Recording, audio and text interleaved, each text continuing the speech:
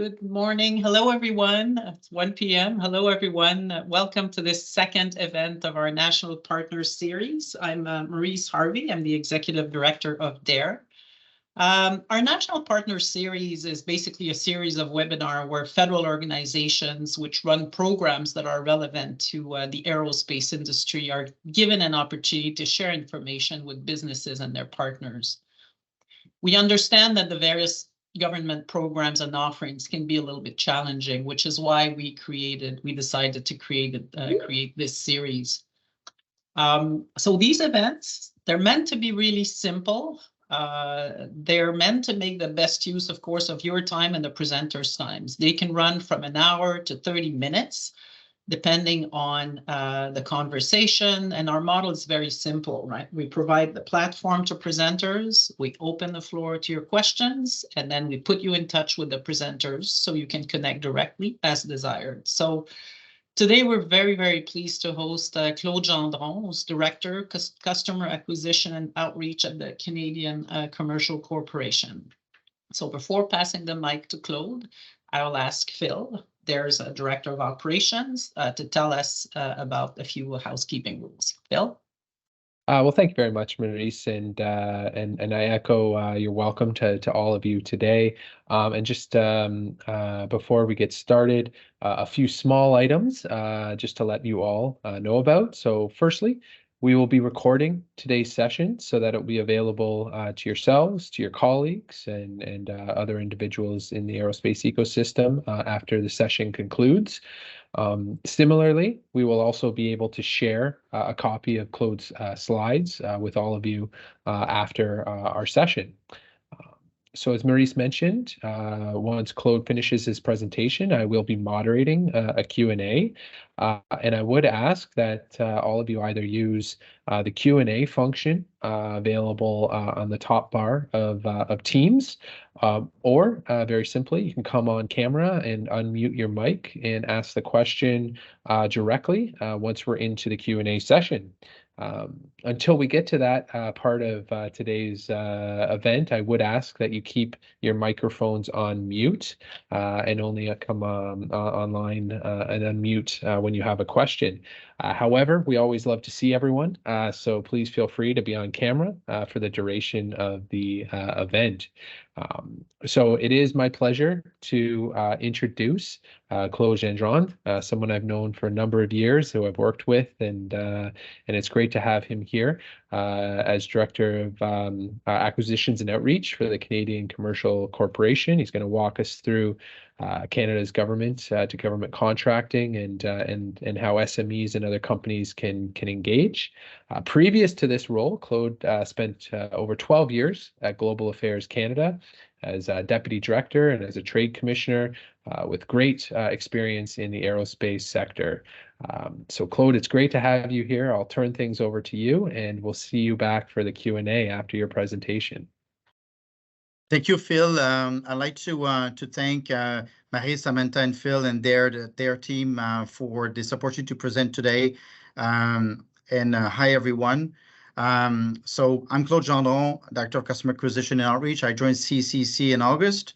At CCC, I'm leading a team that has a mandate to bring in new exporters to CCC. New exporters of all sizes. So very, very happy to be here today to speak to you about what CCC does and at least to give some share some ideas about potential areas of collaboration. So CCC, the Canadian Commercial Corporation, is Canada's government-to-government contracting organization. We are a Crown Corporation established in 1946. At the time of the Marshall Plan to rebuild Eastern Europe. Since then, our mandate has evolved significantly. We report to the Canadian Parliament via the Honourable Mary Ng, Minister of Small Businesses, Export Promotion, International Trade. We work very closely with our trade portfolio, EDC, Global Affairs Canada's Trade Commissioner Service, BDC as well. So CCC is a contracting organization. We bring financial institutions together. We don't provide financing ourselves. So I'm gonna next slide. So what does CCC means. What does G2G mean? So at CCC, we have this ability to support a Canadian exporter in a pursuit with a foreign government buyer. So we work with companies who sell goods and services that are in demand from foreign government buyer across all range of sectors. So with our mandate, our act is really about facilitating international trade. We could also facilitating imports, selling to private sector companies, but typically CCC has been selling to foreign government for the most part in the last few decades. So what basically we do, we will explore potential pursuit with a Canadian exporter, and then we'll approach a foreign government and we'll check with their legal ability if they have the ability to enter into a direct G2G contract, which means a sole source contract, no RFP. CCC has this ability to elevate a contract to a bilateral contract between Canada and the foreign government buyer. We do business with all levels of government in a country. It could be a municipality, it could be a city, it could be a province, a federal state, a port authority, airport authority, airline.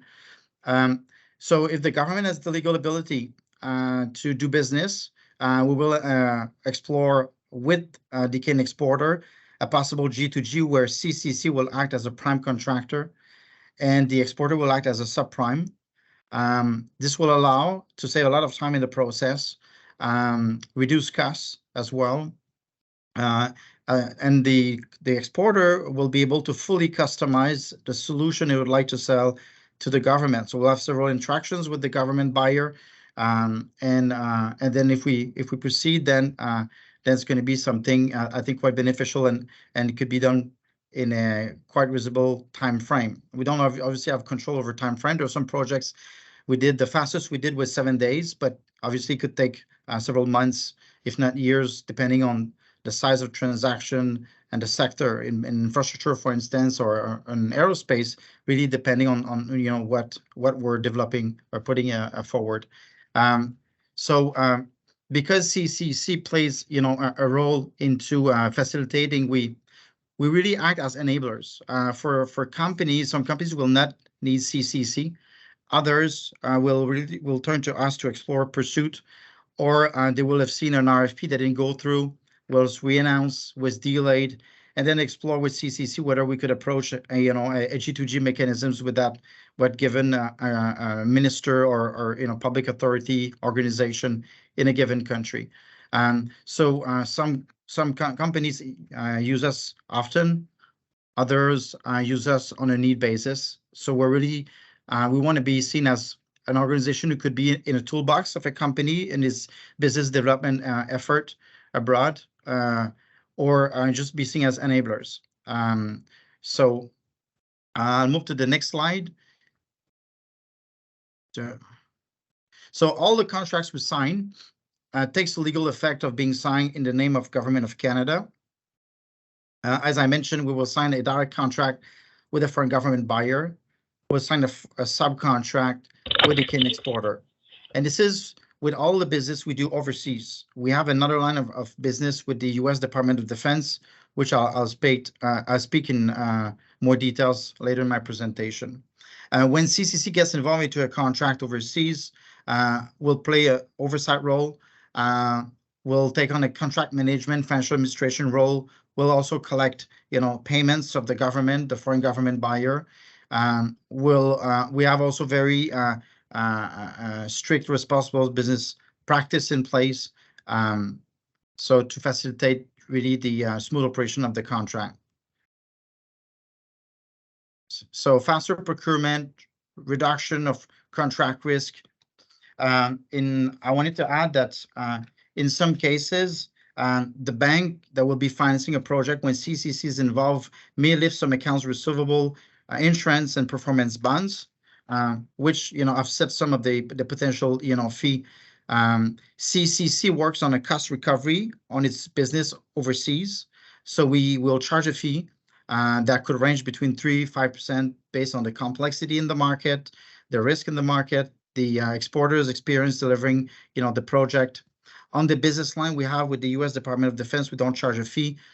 We work through credit appropriation by the Government of Canada. So those are two important distinctions to make. I'll go next here. That's good. So how does it work?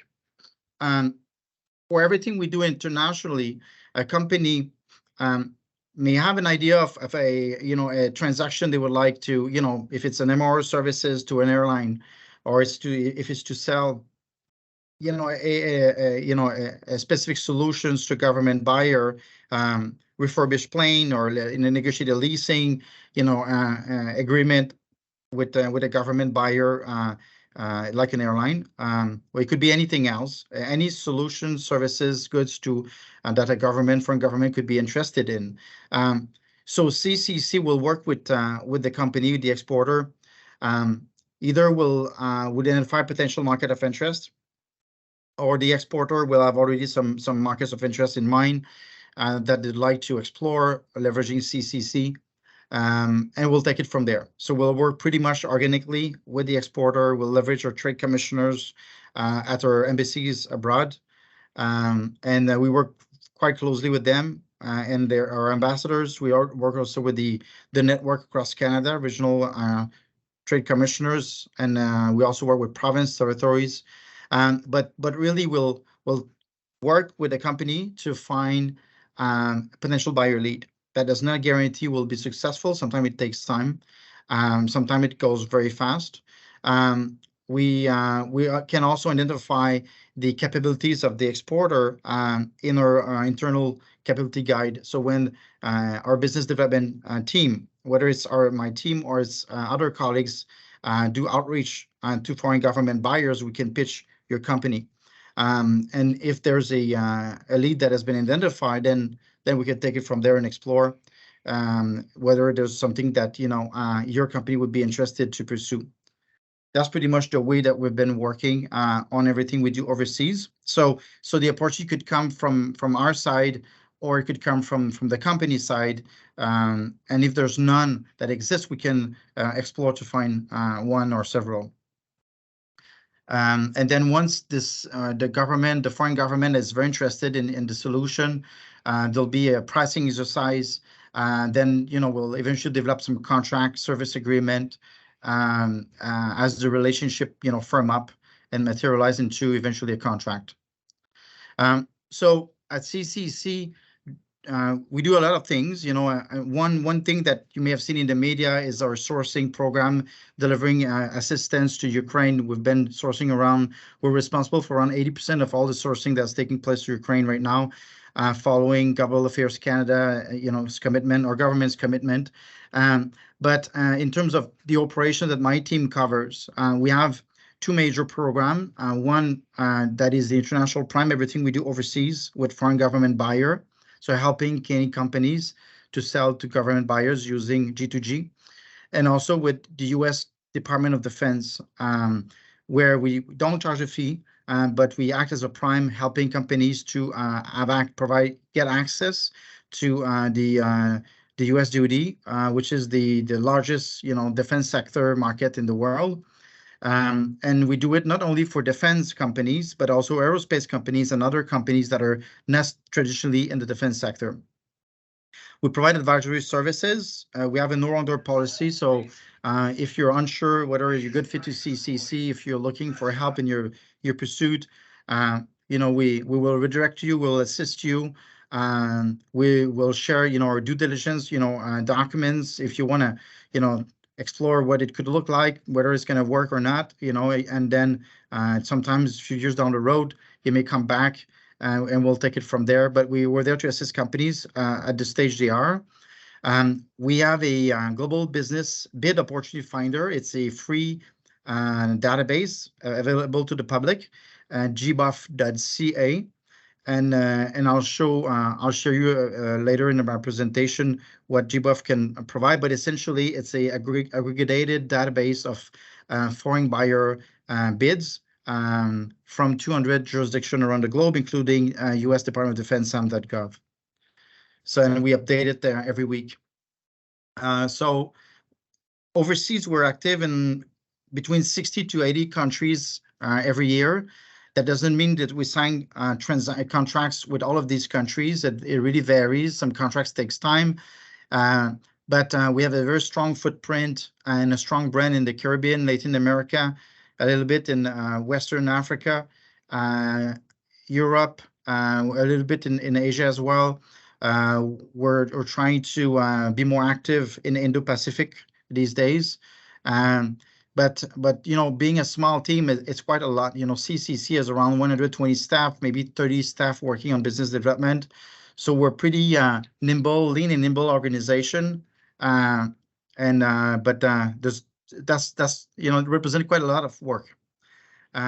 So there's no limit to engage with new government. Obviously, when we engage with a new government, we always look at, you know, the human rights component, you know, the bilateral relationship with Canada. So we'll get signal check from Global Affairs Geographic Desk, for instance, to make sure that everything's fine. But it's a well-established process. And there are countries we've been doing business, you know, for years after years. So these countries, you know, it's pretty you know, it's pretty easy to gauge, you know, whether there'll be an appetite for CCC. Examples of our international projects. And as I mentioned again, my team covers all sectors. We have business development directors covering specific sectors at CCC, and they also work very closely with my team. Once, for instance, we identify a potential pursuit, the government buyer is very interested, we fill out some due diligence, you know, questionnaire, then we'll hand over, you know, the account of the exporter. We'll ensure a smooth transition. We'll keep, you know, being a point of contact in this process. But another part of the business development team will take it on to further advance the contract up until it is assigned. And so this example here with Bangladesh with Biman Airlines, they bought 3 Q400 twin-engine medium-range turboprop manufactured by de Havilland. We delivered firefighting assistance to Bolivia, working with Colston Aircrane to deploy 2 Sikorsky and 1 Chinook. I believe that was the contract that was done in 7 days. It was just very urgent. Yeah, that's the case. So these are just a few examples. There's quite many. We built an airport with Aecon in Bermuda, and LF Wade International Airport. And I believe we went through bank syndication because of the size of the project, bringing in several banks together. Ecuador, we built the airport over there, international airport. There was also a corporate social footprint. There were scholarships involved. I'm not sure if there was forest protection measure put in place. So there was an award by the UN on global sustainability. Well, it was the Global Sustainability Award for 2009. Very good project. So as you can understand, we have very good ties with Ecuador. Mexico with the Hercules aircraft, 2 contract with Cascade Aerospace to modernize the L100 C-130 Hercules aircraft for the Fuerza Aérea Mexicana, FAM. So these are examples of what we do in aerospace. There's so many examples. You know, the defense could be combat systems. We cover cybersecurity. We cover so we do infrastructure. We do aerospace, all the subsectors of aerospace, including drones, including, you know, MRO space.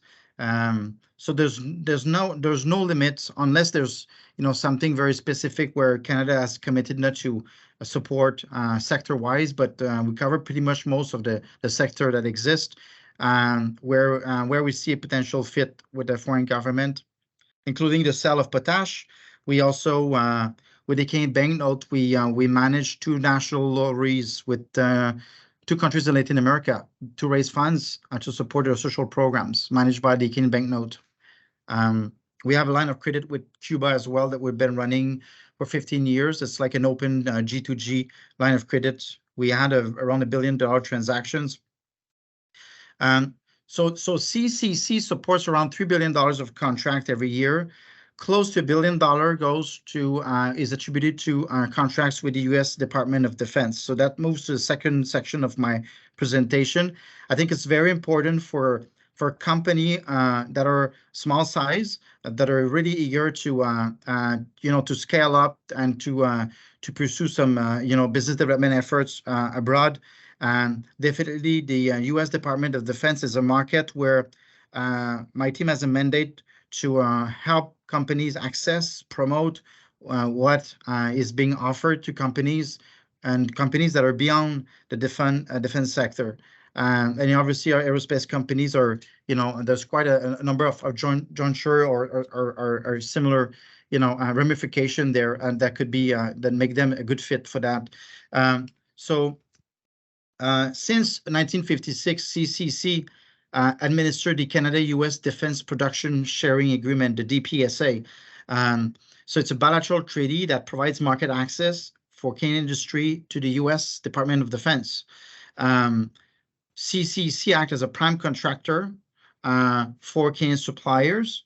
It is aimed to provide equal access, equal footing as a company would have an office in the U.S. Obviously, the U.S. Department of Defense ecosystem is quite large, and it happens sometimes that a company is unable to bid on a tender because it's limited to U.S. companies, and we'll do some outreach to do some buying commands, pledging that we have DPSA and companies should have access. These things happen. We have to understand that it's a huge ecosystem.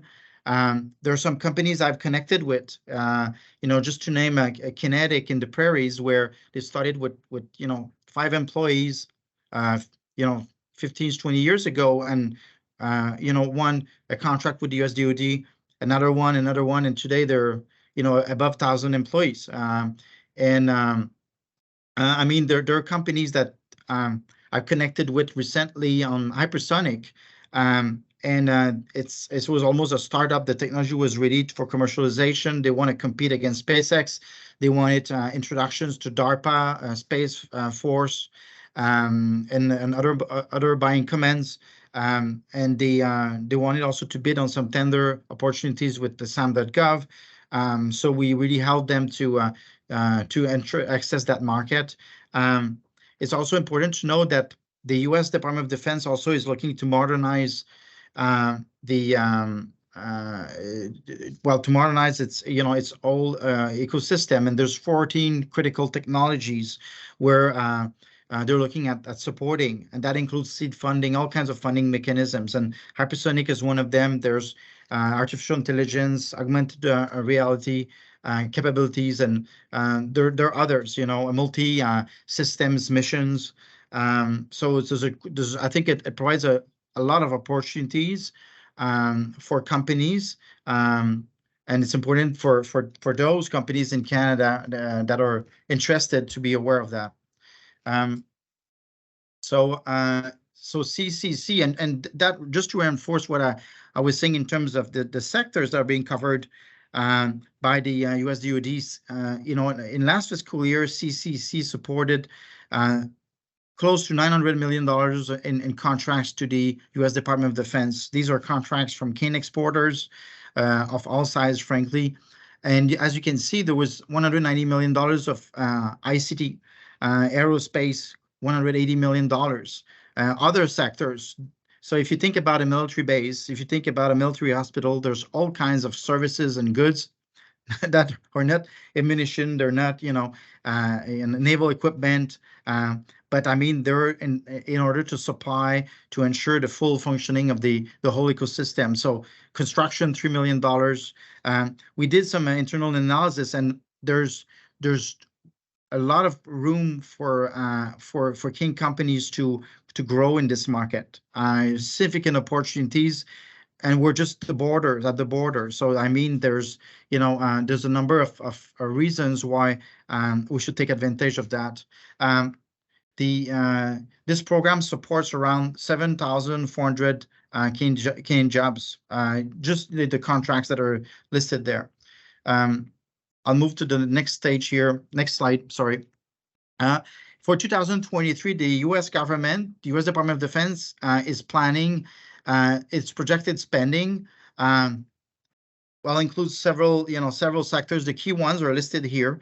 And as you can see, you've got drugs, pharmaceutical products, $36 billion in spending for the US DoD. It's just amazing. Aircraft, $32 billion. System development, $25 billion. Facility-related services, $24 billion. Engines, component, $22 billion. Construction-related services, $19 billion. MRO, $18 billion.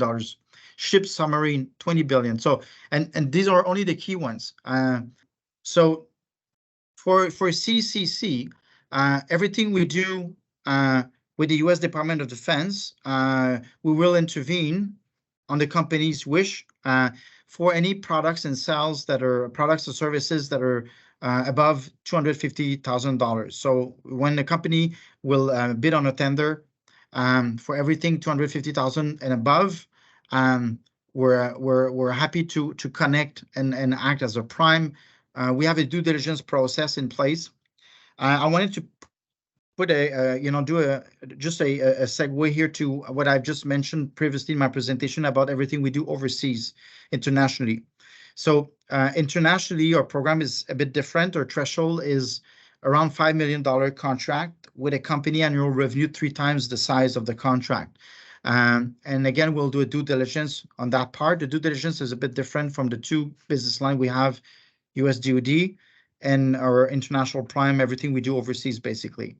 And I'll spend a bit of time at the end of my presentation on that. But here, the company wins the bid. CCC will sign a prime contract with the buyer, in this case, US Department of Defense, and a domestic contract with a Canadian company. Something very, very important, CCC as a contracting organization, whether we do it with the US Department of Defense or we do it abroad, we provide a Government of Canada guarantee of contract performance. We provide that performance guarantee on the execution of the contract, which explains why we could convince potentially a foreign government buyer to go source contract. A minister would not want to bear the risk, if a transactions would turn to CCC as a vehicle to perform that transaction. We do the same with the US Department of Defense. So then I'll move to the next slide here. Some example of transactions we've done with the US Department of Defense. And again, that's very important to note.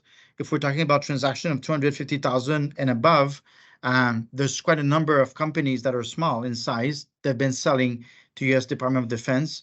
And here, Field Aviation's supplied 7-8 maritime patrol aircraft to US DoD. And the U.S. Department of Homeland Security would use these aircraft for custom and border protection. CC signed a contract for $30 million with under the PSA, the Defense Production Share Agreement with the United States, for the sale of 6,000 shipboard approved forklifts with Lift King Manufacturing Corp in Ontario. Another one here. $37 million for the purchase of 60 hardware kits for the U.S. Marine Corps Lab Reset Program. Another one here, $70 million U.S. Navy for the refurbishing of 501 K-34 engines. This one is hard to pronounce. Arleigh Burke class guide missile destroyers for that was done with Standard Aero. So I have a few, truth and myth or myths. So do we, as a Canadian exporter, do you have to be an American business to sell or to supply to the U.S. Department of Defense or be located on U.S. soil? No. So you can be located in Canada. If there's a tender under the U.S. DoD that would limit Canadian companies from applying, it's important for CCC to take note of it and to do some outreach to explore whether we can include Canadian companies, because under DPSA, Canadian companies should be able to be provided equal access to the US DoD market. do you have to produce military stuff to be in the defense sector? As I mentioned, there's quite a number of sectors that are not what we would conceive as a defense sector, but that would play a critical role, could make great business selling to the U.S. Department of Defense, and including obviously aerospace.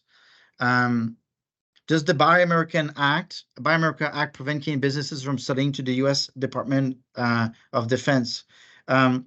So no, but there are a few exceptions.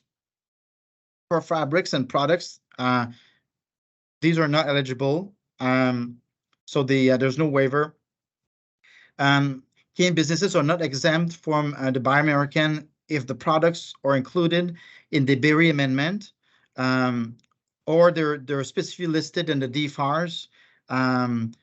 There's access to classified information section there. So I mean, there could be specific cases. In most cases, there's nothing preventing Canadian businesses from selling to the US DoD. Can small, medium-sized business, can exporters, SMEs, can exporters that are SME win contracts with the US DoD? Obviously, yes. And our team is very, we do cross-Canada roadshow. We attend several trade shows around the globe. We'll be hosting foreign government delegations, including some delegations from the US to CANSEC. Well, we've extended an invitation, and we're there to help connect companies to government buyers. Whether CCC can play a role or not, obviously we would be eager to play a role. But definitely, this is an amazing market for SMEs. So yeah, I've answered this. So how to sell to the US DoD? You would need a DUNS number and an NCAGE number, and register on sam.gov.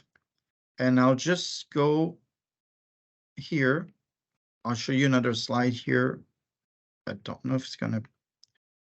I think you feel I'm having difficulties to exit. It's okay. Yeah, I know. You're Give me going to 1 show. second. Yep. If I can do that, I think I can do it. And I'll share again. Share the other screen. No. Okay, I think that works now. Okay. Yes. If everyone can see my screen. So on CCC, if you type selling to the US military, you have some steps to follow here. So identify your product services, you get your NCAGE number, register with sam.gov. Then you go on their website. You can go also on our GBuff. So I had the next slide in my presentation. I'll just speak to it right now. So you follow these steps. So sam.gov, you go there, you create your account, and then you could look for opportunities. I was connected a few seconds ago. I just hope it's going to go through quickly.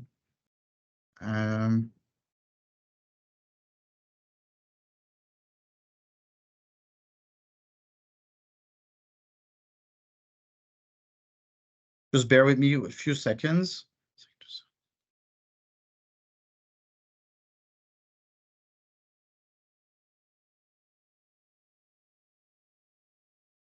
So under search, so here you select, you can select the opportunities, you can filter your searches, and contract opportunities, and then you just go through the filters and you run your search on sam.gov. On the GBuff, so gbuff.ca. So if I click here, gbuff.ca, this is offered by CCC. So this is a database that collects tender opportunities from around the globe, including sam.gov. I'm on GBuff here, and you would go to source. You select any country you want to look for, including the US. You look at opportunities. You've got all the sectors broken down, location, type of notices, and you get at search results here. So it takes time. From time to time, we will find some opportunities. We'll share them among the group of companies that are in incubation that we've connected with. really depending on capacity. My amazing team is composed of myself and 3 people. We're a small team of 4. We work with the rest of the business development colleagues and closely with Susanna Wilkinson, the director for U.S. operations. So she also share from time to time opportunities from DARPA, for instance. So it's not very difficult to, like, that takes few seconds to access. So it really takes, the US DoD, some, in some agencies, as I mentioned, it could be some specific requirements, certification at one point, depending on the sector you cover or the type of business you deal with. But I mean, it's really, I think it's important to take time to look into that. I'll go back to my presentation here from current slide. So GBUF, I just mentioned. So I just wanted to, on a final note with this presentation, so if you're interested to do business overseas with CCC, CCC, as I mentioned, is a toolbox, or we're there as enabler. So if you believe that there is an opportunity to explore potential G2G in a given market, threshold for these contracts is around $5 million, the size of the contract, and we will do a due diligence. We do 2 types of due diligence. One, a corporate one on the company. We will want to make sure the annual reviews are around 3 times the size. Once we will ask for financial statement last 2 years, and once an opportunity has been identified and well advanced, we'll ask the company to sign, the exporter to sign a opportunity due diligence form, and that's really to assess what are the risk and the opportunity at play and the feasibility of that opportunity. But this is really once the discussion with the buyer takes a certain level of maturity, like it really advanced and the buyer is very interested. On the U.S. Department of Defense line of business that we have, if you're interested to explore some opportunities there, if you get your NCAGE number, you list your opportunities either on our GBUF database or through SAM.gov directly. Pretty much like one is we integrate information from them. If you go directly to the source, it's up to you. But if you find some opportunities, please share, what you'd like to consider bidding on, and I'll facilitate introductions to a specific team responsible to support you with the contracting and everything with that business line.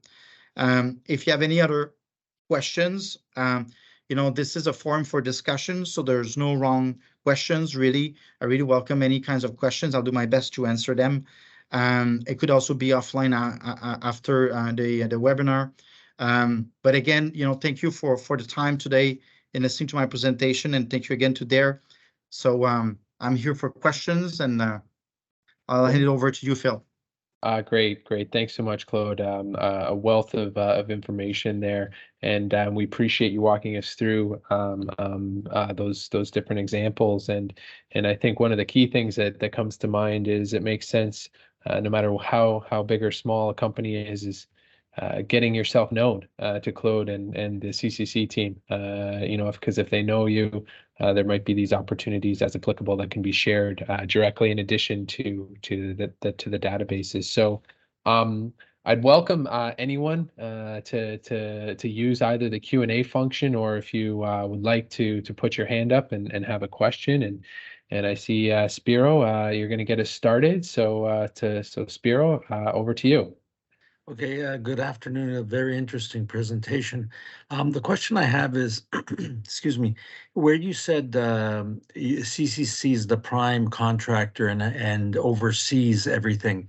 How does that actually work? And with regards to contract performance, if the company's not performing, what powers do you have in that regard? So it's very important to know that the company will be the drivers on the seat to deliver its solution. CCC will provide oversight, financial administration, measurable, and technical expertise, but really the company owns this project.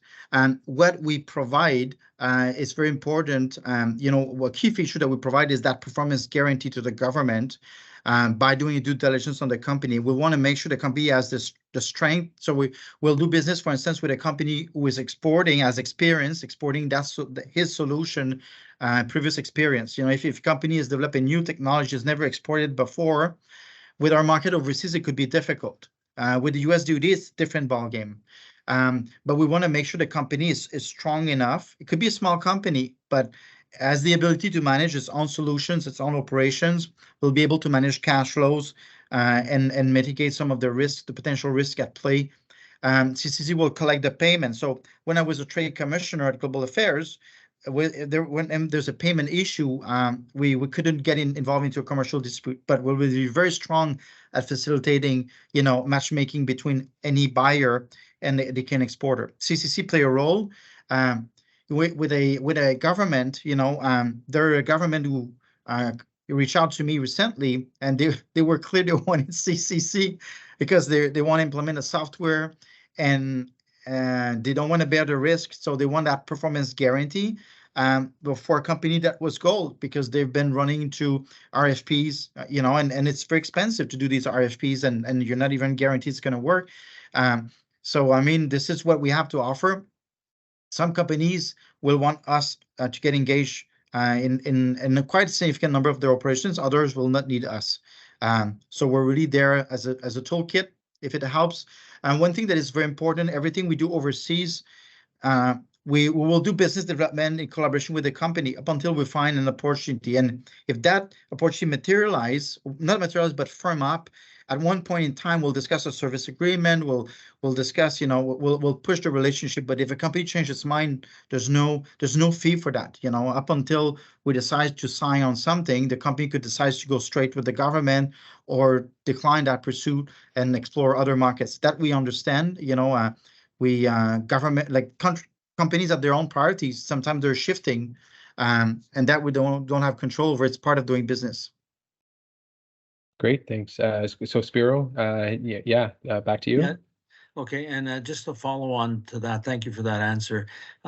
So when you said you collect the payments, is that when you collect your percentage of 3 to 5% and you distribute it When obviously the buyer will pay for the fee. I believe under access to information, they could have access if they would want to. Don't quote me on that, but I think we act as in all transparency. The fee is negotiated with the company. We do have some benchmark, and it ranges between 3 to 5%. It really depends, on the size of the transaction, the risk at play, the risk in the market. So technically, CCC would collect the payment, will retain the commission or the fee, and will pay the company. Okay, so the 3 to 5% is in a sense out of the company's amount, and it's the company that's paying you. It's not if on it's a top payment of of 10 million, then CCC will take 2-3% out of it, and then the remainder will be transferred to the company. Okay, thank you. Thanks, Spiro. Thanks, Claude. So happy to have any other questions come through, either the Q&A function or directly. I might ask one just as people are thinking. And I know, Claude, we're talking about kind of both streams, the kind of the international. You talked about 5 million for the contract, and then kind of 3 times that you're looking at for the size of the company. For the DoD, when you look at about 250,000 minimum for a contract, are there any other kind of minimum requirements for the company that's interested? Perhaps size, revenue, or number of employees, ownership structure, or does that kind of get borne out or figured out during the due diligence? It's a very good question, and being very honest with you, I wouldn't have all the details, but I mean, I was told that in our due diligence, I think there was. I don't think there's ever a company that was disqualified for due diligence with the Department of Defense, because it's really accessible for. Obviously, we don't want a company will come and bid on a project that is like 10 times the size of the company. We have to be realistic. Also, on a side note, we work with agents. Some companies have agents, and we will ask for disclosure on that. But we're used to work under that, structure when there's a need to be. There are some companies that we found out that were awarded a contract with the U.S. DoD without going through CCC, and that's okay. There's no, I don't think there's any specific requirements on that, but we're there to provide that access. So my team really works, goes to trade shows, do all calls to companies, get referrals from trade commissioners, from provincial partners, territorial partners, in order to grow and provide access to both business lines. Everything we do internationally, we can reach. Like, there's some contracts that we're pushing for $1 billion. So we put a minimum threshold of 5 million, because we're internally at CCC, we're competing against one another on projects, and we want to make sure we give a fair chance to a potential pursuit with an exporter. So if it's too small, it could be harder to make the case, obviously. Just to give you a bit more background on the internal dynamics at play. Also, we can do business with a foreign subsidiary or, a newly created established Canadian company with a parent company in the US, for instance, or elsewhere, where we may ask for some parental guarantee.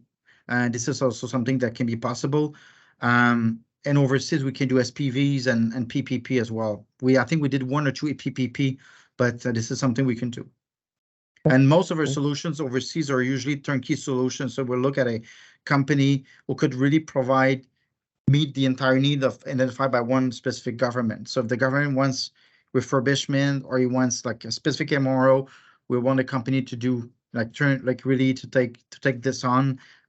Preferably, eventually we may evolve in our progress in our ways of doing contracts. But the typical contract we sign is with one single Canadian exporter. There was one instance, I think, for an airport where we had a local company who played some specific role in the transaction. But in 99% of cases, we will turn to one Canadian exporter.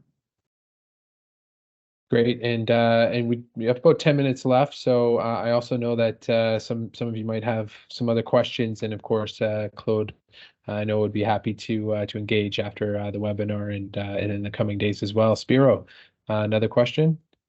Yes. So you said that you can present SMEs to foreign agencies. Is there a fee for that? Like there's no contract at that point, so there's no fee. But would you do a due diligence, all that activity? How does that work?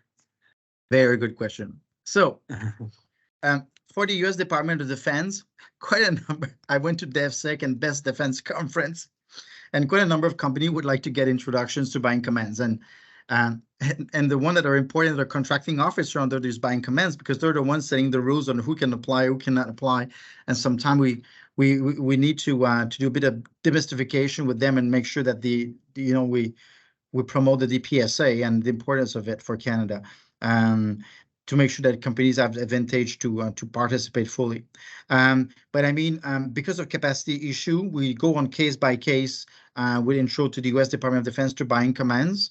I mean, there's no harm to come and have an intro call with me and pitch your solution and explore, whether there could be something we could do. Just because Suzanne Wilkinson, or their colleague, Director of U.S. Relations, she's only one person. So, and she has a very ambitious mandate, trying to bring in some key buying commands and to raise their awareness on doing more with Canada. But we have been doing introductions, and we will keep doing it. So, but it's really on a case by case. So it's not because you asked that he's going to get it right away. Because of capacity issue, I'm being very, very honest with you. Everything we do overseas and with the DoD, there's no fee for introducing, a company in market. Everything we do overseas. So the best scenarios would be that we would ask the company to fill out we will have an initial discovery call, learn about the company. And then if it's a good fit, we can send our corporate due diligence. It's a PDF form. We'll ask for financial statement. I can sign myself an NDA done by CCC, or others at CCC can sign it with the company. but we're Government of Canada employees with the same obligations on commercial confidentiality, and then we'll make introductions. The company can also use our own material to pitch their own solutions with a foreign government buyer, leveraging CCC if they wish to. So we really work organically. There's no fee for that. Once an opportunity has been identified, and the buyer is quite interested, and now he wants CCC with the company, and the minister wants, so then there'll be a service agreement. We may ask to cover some of the travel costs. The company will say, I want to cover up to 5 travel with CCC when I need CCC for a meeting with the minister. In some cases, we'll do it virtually and no problem. But then that really, when the buyer is very interested, and then we're at the stage, there's not much missing, at the stage looking for financing, and DC says we're fine, or financial institution, or Caisse de dépôt, whatever financial institution that we connect with and explore. But once the transaction is very close to, to reach a decision point, there could be service agreements signed at that time, and a service development agreement to cover some of the costs if we're asked to show up, on a quick turnaround. But the previous work being done in business development, there's no fee for that, and does not result in any commitment whatsoever by the company. If the company changes its mind on any potential pursuit, we understand. Yeah, pretty easy going. Quick one, if I can, Phil. Sorry, that'll be it. So do you maintain, once you have an experience, you have experience with a company or two, do you maintain like a list of, I would say, approved suppliers, or not preferred suppliers, but how does that work? And thank you. My apologies, because in your previous question, I wanted to make reference to this. So when I joined recently, our team has been building an internal list of key capabilities that we keep internal, because we believe that helping exporters, in the past, CCC's approach was to explore with a company that already has some contacts with a foreign government. For instance, we'll touch base with the company and say, oh, can we help you with this one? We have already contacts in place. When I joined, I wanted to bring in this trade commercial service experience with global affairs, where, we can also leverage our network and find these opportunities and work in tandem with the company. We can work on their behalf. They can work on their own way, and very organically. So we built an internal list of capabilities for use of the rest of the business development colleagues, including ourselves. So when I present to a minister of PPP in Gabon, or the vice minister of Ecuador, or a minister in Chile, if he covers in his portfolio aerospace, and then perhaps defense and other sectors, whatever sectors they cover, I want to be able to say, hey, would you be interested into these solutions? Oh, we may have a very good company, or this one and this one. And then I can revert back to the companies and say, hey, this minister mentioned he would be interested. Would you be interested to pursue that discussion? Obviously, in order to have a company listed in our internal, it's very working level, the evergreen internal capability guide, but to serve for meaningful, business development efforts. So we would ask the company to fill out our due diligence, corporate due diligence. Very simple form. It's not very long to provide. We want to make sure the company is solid enough financially for the type of pursuit that they would like to engage with. But yeah, that's pretty much the way we go about. Finding an opportunity does not guarantee that CCC will go ahead. So we'll have to go through the formal process of, the corporate due diligence, the opportunity due diligence, the financial risk analysis team. There's a legal team. There's, there's a number of steps to follow. They're the same for every single transaction. But in order to reach these steps, we need the opportunity first, and we need to know the companies that are eager to do business in abroad, and that's important for us to know. So very good question. Great, thanks. Thanks, Biro and Claude. And I just we have a couple of minutes. I just want to make sure I saw a question that had come through on the Q&A, just to make sure we touch base on this. So you talked contract performance being guaranteed by the Government of Canada for the DoD contracts, for the US DoD. Just for both confirming business lines, yeah. Yeah, it applies for contracts with other governments, so it applies on both sides, right? So I can guarantee when you tell a minister, any foreign minister's government authority that we provide Government of Canada performance guarantee on a contract, it's not bad. It helps. It helps to convince to go sole source. And if we go sole source, the good thing with our model compared to other government agencies, we will allow for full customizations. If the government does not have the capability or a clear idea of what it needs, and sometimes the own ministry will come up with their RFP and it's not well tailored, it's not well addressed. But a company will bring in its expertise, and it's good for their own brand, their own name. So it really gives them a chance to really position and promote themselves. And that's what we appreciate. So we'll take enough time. We'll take it's a lengthy process, but the government may want to have several interactions with the company to really identify exactly their needs and then firm up a contract with them. Great. So yeah, and on both business lines there. So that's wonderful. So I noticed that we're just about a minute away. So I just wanted to reiterate to everyone, we're going to be sharing the recording and the presentation. I think a key takeaway is, if you're interested in exploring this, reaching out and discussions with Claude virtually. I would imagine, Claude, you and the CCC team will be, of course, at CanSec upcoming, an opportunity for companies to kind of engage in person as well. Great. But I noticed that as we just come up on 2:00, I want to thank Claude for his time and insights.